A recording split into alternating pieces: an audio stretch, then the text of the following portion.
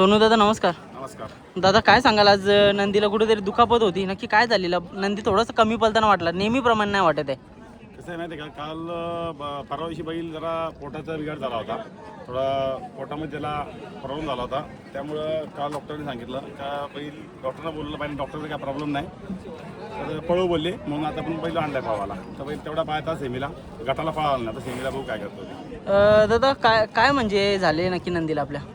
काय मला पण कळलं नाही, थोडी माझ्याकडनं काहीतरी खाण्यामध्ये बदल झाला असेल असं वाटतंय मला. त्या चुकामुळं तो प्रॉब्लेम थोडासा झाला बैलाला. दादा आज कितवी सेमी आणि कसं काय नाही आहे? पहिली सेमी 5 नंबर तास आहे आपला. ओके.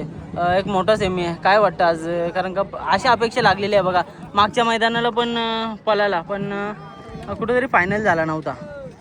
कसं आलं, हे बैलगाडी क्षेत्र आहे, कधी काय होईल काय होणार नाही हे सांगू शकत नाही. कोणी गर्वात जाऊ नये आणि कोणी भ्रमात राहू नये. बरोबर.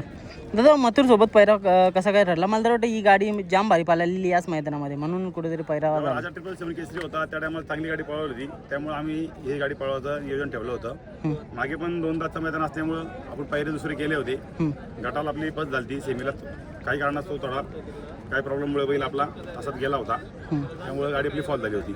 आणि राहुल यांनी आणि शुभमनी गौरवनी हा बैल पायरा तसाच ठेवायचा म्हणून सांगितलं मला. आमचा 15-20 दिवस पायरा आधीच झाला होता. ओके. दादा काय सांगाल, बघा बैलगाडी क्षेत्र आहे ना, मैत्रीचं क्षेत्र आहे, दादांचे आणि तुमचे संबंध पण चांगले आहेत, काय बोलाल?